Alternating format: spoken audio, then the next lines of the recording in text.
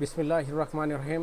আমি শেখ মোহাম্মদ জাকারিয়া আজকের মতো আবার চলে আসলাম আপনাদেরকে ফটোশপের ৭ম ক্লাসটা উপহার দেওয়ার জন্য। তো দেরি না করে আমরা মূল কাজে চলে যাই। আজকে আমি আপনাদেরকে আইড্রপার টুল এবং 3D ম্যাটেরিয়াল আইড্রপার টুল সম্পর্কে আইডিয়া দিব। তো আমি ফাইল থেকে একটা ইমেজ নিয়ে আসি, যেহেতু আইড্রপার টুলস সম্পর্কে আপনাদেরকে আইডিয়া দিব, সেক্ষেত্রে ইমেজটা নিয়ে আসলাম। বন্ধুরা একটা জিনিস খেয়াল করেন, আমি যদি এখানে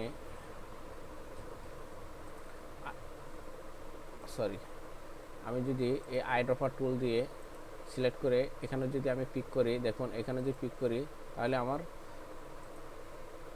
ফরগ্রাউন্ড কালার কীভাবে সুন্দরভাবে সিলেক্ট করে নিচ্ছি। ফরগ্রাউন্ড কালারে সুন্দরভাবে চলে আসছে, ফরগ্রাউন্ড কালারে চলে আসলো। তো আমি যদি এখান থেকে রেক্টেঙ্গেল মার্কি টুল নিয়ে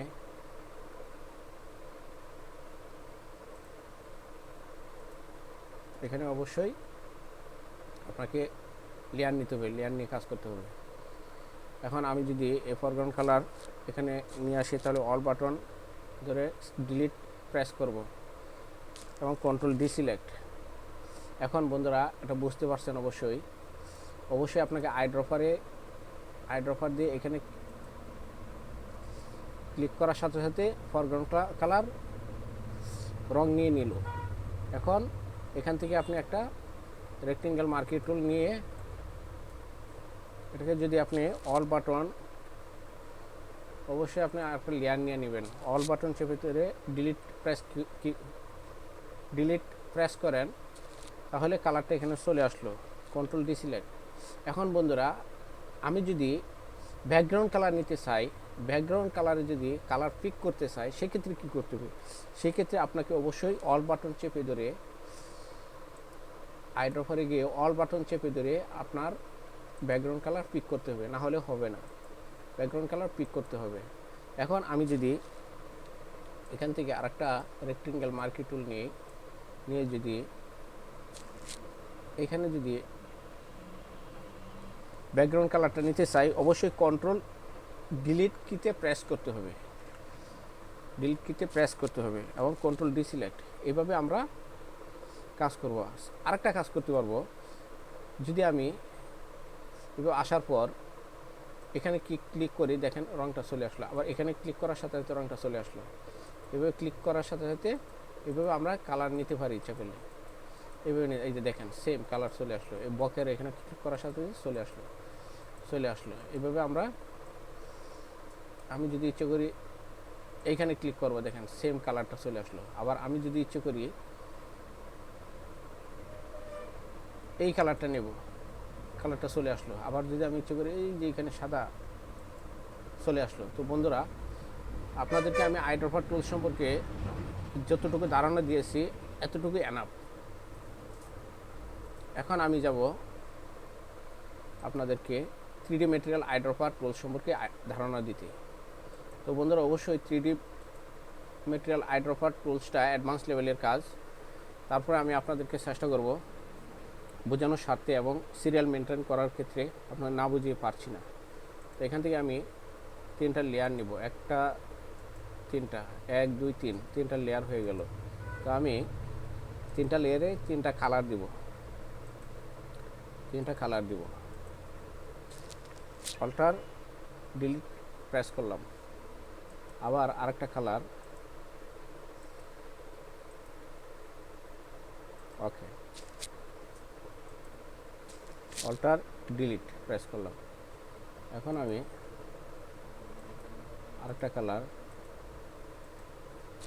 অল্টার ডিলিট প্রেস করলাম। এখন আমি যাব হচ্ছে 3Dতে যাব। বন্ধুরা খেয়াল করেন, 3Dতে যাব। 3Dতে গিয়ে নিউ ম্যাচ ফ্রম লেয়ার, এখান থেকে যাব ম্যাচ প্রিসেট, এখান থেকে যাব স্পেয়ার। বন্ধুরা খেয়াল করেন আমি কীভাবে কাজ করছি। এখন আমি লেয়ার 2 কাজ করলাম, এখন লেয়ার 1-এর কাজ করব। আবার যাব 3Dতে, আবার যাব new match from layer, match preset, এখান থেকে যাব স্পেয়ার। বন্ধুরা এই 2টা লেয়ারকে আমি একসাথে করে নেব। সেক্ষেত্রে আমি কন্ট্রোল ই দিয়ে সিলেক্ট করে নিব, কন্ট্রোল ই, কন্ট্রোল ই দিয়ে সিলেক্ট করে নিলাম বন্ধুরা। এখন এখানে ক্লিক করলাম, ক্লিক করার পর এই যে দেখছেন তীর চিহ্নর মতো, এই তীর চিহ্নর কাজ অনেক। তো আপনারা এইটুকু জেনে রাখুন যে এটা দিয়ে অনেক কাজ করার প্রয়োজন হয় 3D লেয়ারের কাজ করার ক্ষেত্রে। তো দেখেন আমি যদি এটাকে এইভাবে নেই, এখানে ক্লিক করে যদি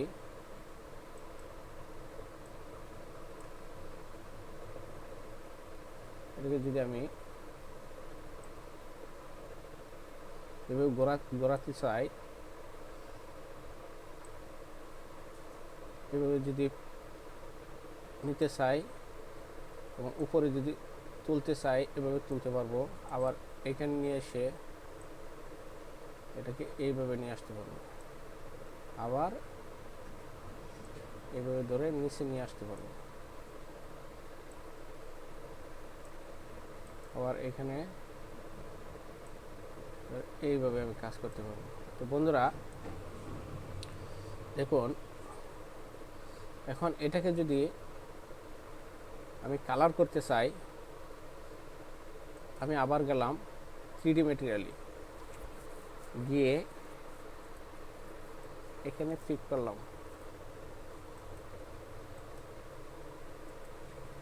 এখানে ক্লিক করার সাথে সাথে এখানে কালারটা চলে, আবার এখানে ক্লিক করবো, এখানে চলে যাবে, এখানে ক্লিক করলে এখানে চলে আসবে। এখন প্রপার্টিজ,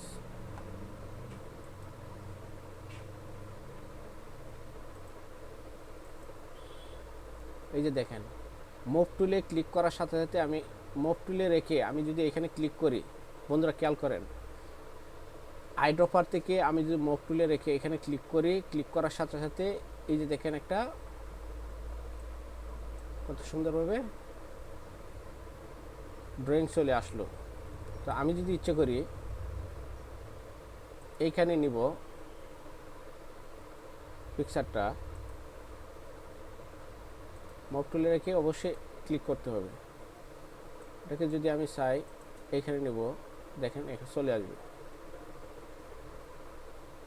এইভাবে আমরা কালার করতে পারি, চেঞ্জ করতে পারি। বন্ধুরা দেখেন, আবার যদি আমি চাই এখানে নিয়ে আসবো,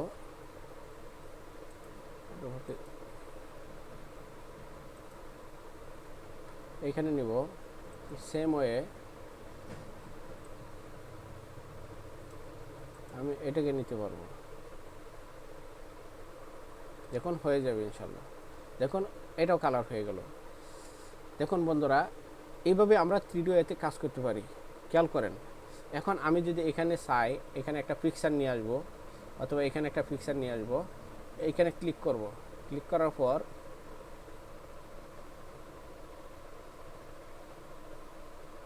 এইখানে ক্লিক করব।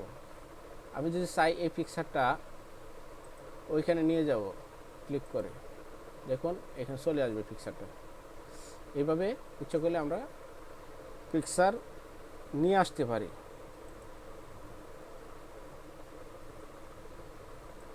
এইভাবে পিকচার আমরা ইচ্ছে করলে নিয়ে আসতে পারি,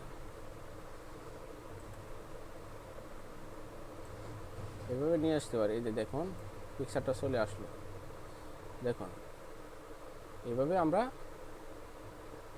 এভাবে ঘোরাতে পারি, পিকচারটা চলে আসলো। এইভাবে আমরা পিকচার নিয়ে আসতে পারি। এখন আপনাদেরকে 3D সে ধারণা দিলাম, এখন আমি আপনাদেরকে আরেকটা বিষয়ে ধারণা দিই। এই তো গেল কালার। আমরা ইচ্ছে করলে সেম ওয়েতে এখানে যাব, এখানে গিয়ে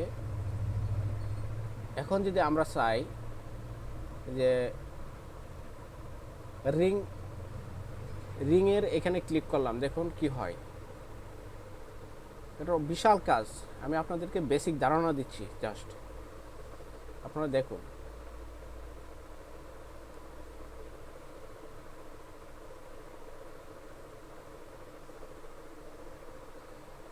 চলে আসছে দেখেন। এখন যদি আমি চাই এখানে মুভ টুল সিলেক্ট করে এটাকে এভাবে ঘোরাতে, এই যে রিং চলে আসলো, এভাবে ইচ্ছে করলে এভাবে ঘোরাতে পারবো, এভাবে ইচ্ছে করলে এভাবে ঘোরাতে পারবো, এভাবে আমার যেভাবে সুন্দর হয় এভাবে ঘোরাতে পারবো। এটাকে আমি এভাবে ঘোরাতে পারবো এবং বিভিন্ন ধরনের কাজ করতে পারবো। গেল। এখন যদি আবার আমি 3Dতে গেলাম, গিয়ে এখানে ক্লিক করলাম, ক্লিক করে আমি যদি চাই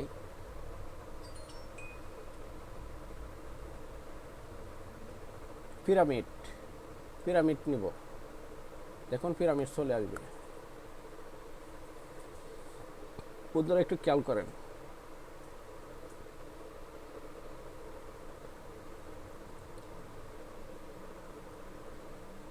দেখুন পিরামিড চলে আসছে।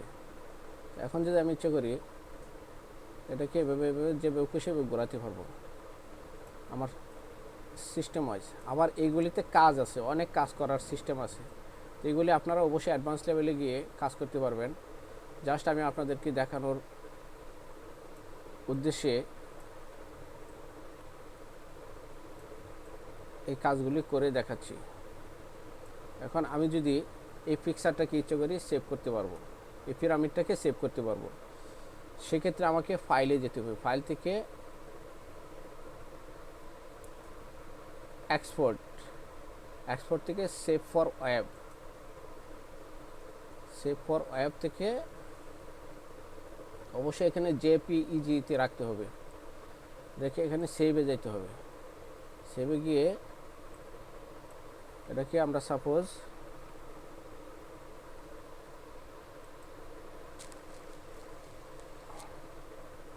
থ্রি দিয়ে সেভ করলাম, সাপোজ 3D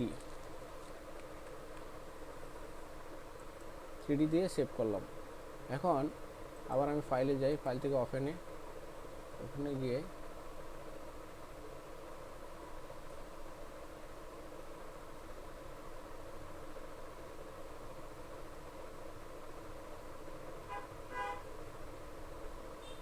থ্রিডিতে সেভ হয়ে গেছে। এই যে দেখেন, এই যে বন্ধুরা, এই যে 3Dতে সেভ হয়ে গেল, দেখেন কত সুন্দরভাবে সেভ হয়ে গেল। এই কাজগুলি অনেক সুন্দরভাবে করা যায়। তো বন্ধুরা, আজকে আমি আপনাদেরকে আইড্রপার এবং 3D ম্যাটেরিয়াল আইড্রপার টুল সম্পর্কে আইডিয়া দিলাম।